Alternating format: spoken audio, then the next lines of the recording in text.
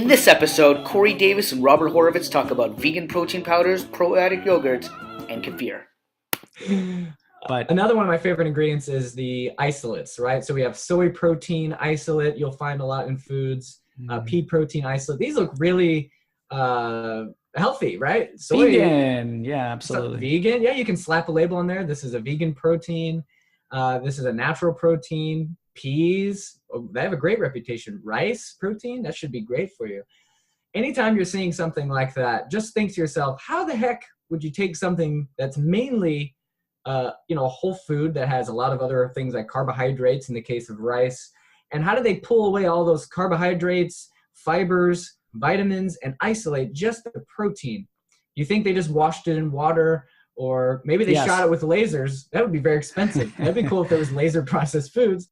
Unfortunately, that's not the case. Typically, what's used is this chemical called a hexane. Hexane is the most common chemical used in food processing to isolate a protein molecule.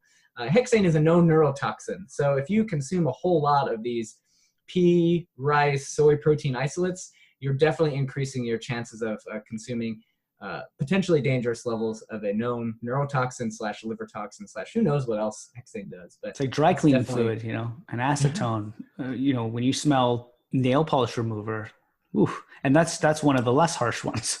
Yeah. It's something that I know I wouldn't want to consume on a regular basis.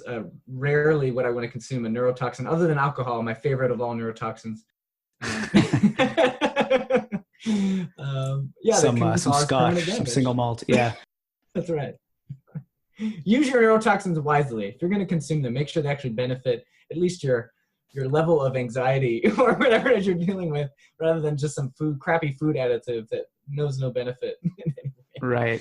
Well, I mean, that's another topic. That's an interesting topic too. I wonder, we should probably discuss that at some point. But alcohol as a solvent. So even in alcohol, and a lot of people might find this really interesting, but when you look at conventional alcoholic drinks or hard liquor, even in most liquor stores, the big brands that are 40% ABV alcohol by volume compared to, let's say, finer alcohols, what does that mean and why? And how can we relate that to the supplement world? I think that'd be really interesting because a lot of herbs traditionally use alcohol as an extraction method compared to other ways. And it is really interesting, to get a fine scotch like Glendronach 18, for example, which we can't even really get here in Ontario. Very fine. Yeah. So, but yeah, using chemical-free ways of extracting versus all these chemicals. And in the food industry, oh man, they're using these things and nobody knows about them. Nobody. Yeah, you don't have to put on a label. You don't have to put hexane was used to extract the soy protein isolate in your food. It's not legally required. No, not at all. This can be proprietary. Mm-hmm. And a lot of the plant-based proteins, they'll have multiple ingredients. So they will have really all of the above that you mentioned and then some. So they'll have pea, they'll have soy, so it really is daunting, to say the least. Yeah, it's problematic. It's better to eat high protein whole food sources to get your protein. For people who are not vegans, I'm liking the collagen based proteins. How do you feel about hemp protein? Like the bone broth? Hemp, if it's hemp isolate, then it's, of course, not going to be super great for you. But I think hemp, when you use the ground seed and kind of hearts, phenomenal, of course. I agree. A great way to go. That's probably one of my favorites for sure. Same. It's one of my favorite. Yeah. Nice. Yeah, you get all those phytochemicals and omega-3 fats that come with it.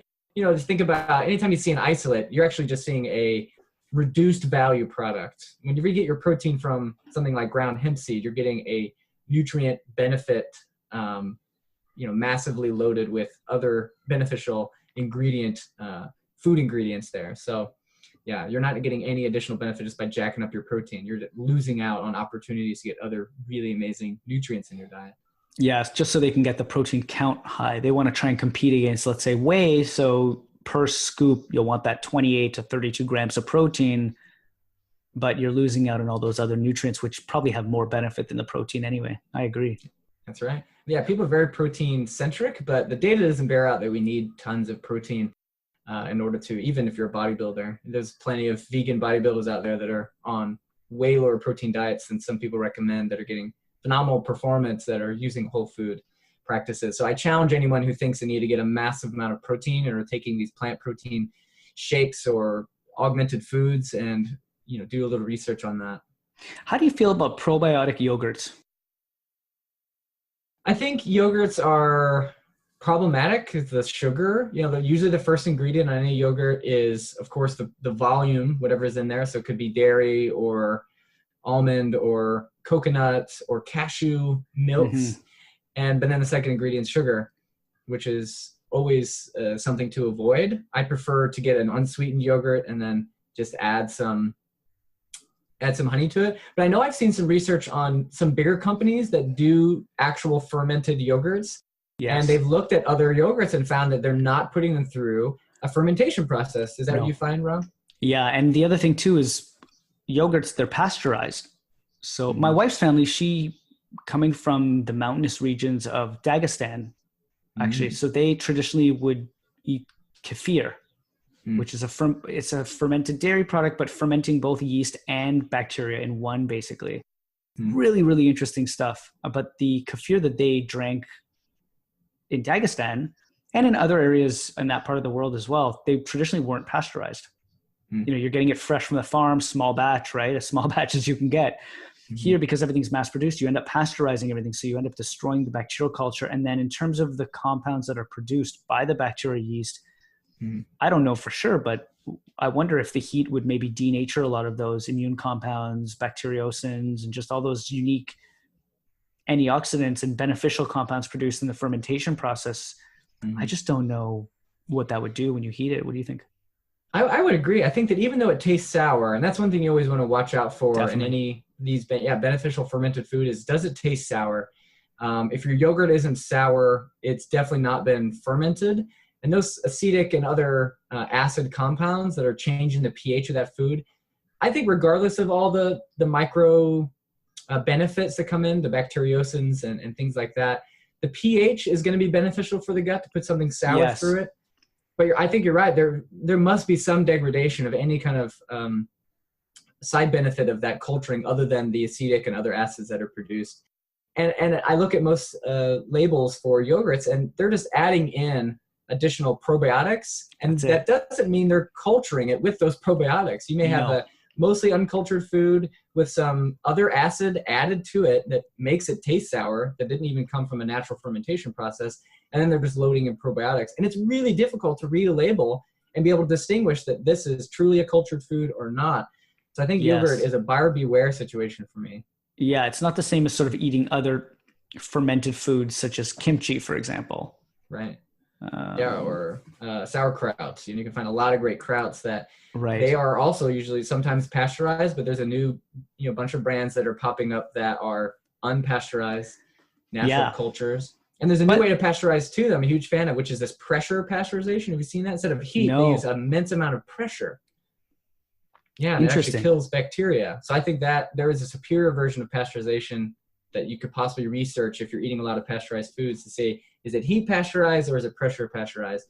And I don't know if there's a lot of data on it, but my guess is a pressure pasteurized food is going to be more beneficial because we just know so much is destroyed in heating a food, right? For sure. By the way, that's something also to look around and look at the ingredients. Sauerkraut, kimchi, a lot of the brands have MSG. And a lot of sauerkrauts, sauerkraut should just, essentially, it should just be cabbage and salt. That's it. But I mean, you could add other spices to it, but not a category called spices. Yeah, or other vegetables you can for sure. But there shouldn't be added chemical compounds in there. Yeah, definitely something to watch out for. And if you can find unpasteurized versus the pasteurized version, always buy that. It's worth the money, I would say. Yeah, for sure. Well, buddy, any other categories of food that you have found super useful in the grocery store that you think would be beneficial to people? I'm trying to think. I mean, crackers. I think really everything. I think people should just be reading the ingredients. I think you really have to turn the product around and not read the front. It'll change your life. It was a gateway drug for you and I both. I think we can admit whenever we decided to never buy a product until you've really just tried to understand what's going on there on the label. Yeah. And even if it's a rudimentary understanding, and we hope that we gave you enough value to at least go to an intermediate level of understanding of how food is processed and how it ends up in that food product and how it shows up on the label.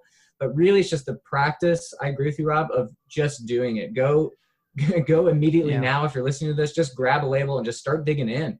Become familiar and become comfortable with the process of just reading a label. It'll take you places you could never imagine in your health kind of journey.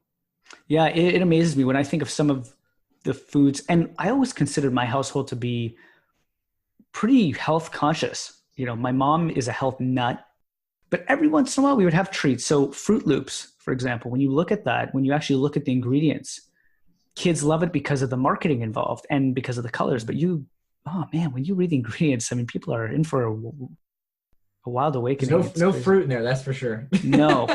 I think it's spelled Fruit, if I'm not mistaken. So at least they're being a little bit honest. Follow your nose, right? Yeah, it's all those volatile compounds that they add in there that make it smell like, oh, wait a minute, they all kind of smell the same. Of chemicals rather than natural aromas. Exactly, man. Well, listen, buddy, this has been a lot of fun. Super fun. Yeah, I wish I could get off processed foods. I think everybody would admit there's no escaping processed foods. It's all about finding ones that are better than others. And I found ones. I mean, it tastes amazing. Don't get me wrong. I love it. Velveeta, man. Oh, yeah. Yeah. So yeah, there's no abstinence from processed foods, but you can be processed food savvy. And I think that's the idea. Yeah. Absolutely. Cool. That's all I got, Rob. How would people find you? What's your social medias and emails? So on Instagram, they could DM me, direct message me at Robert Horovitz. So it's Horovitz, Horovitz. And email, they could email me at robert@lifelongwell.ca. That's it. They could check out my YouTube channel. I don't remember the link to that. Just type in Robert Horovitz, natural health in YouTube, and it'll come up. And I'd love to provide as much value as I can and, help people make better decisions on their health journeys, really. Yeah, I'm with you. And I'm more supplements oriented. So that's Instagram at Cory Supplements Coach, Facebook at The Supplements Coach, and email Cory, Cory, at supplementscoach.com. And anything regarding food processing, added vitamins, proteins, any of the stuff that looks like supplements in food, please, just reach out and contact me. I'd love to help sort that stuff out. Awesome, man. Awesome, Rob. It's been a wild ride, man. Thanks so much. Totally. Yeah, can't wait for the next one. High fives. Till next time. All right, buddy. We're out. And we're out. And we're out.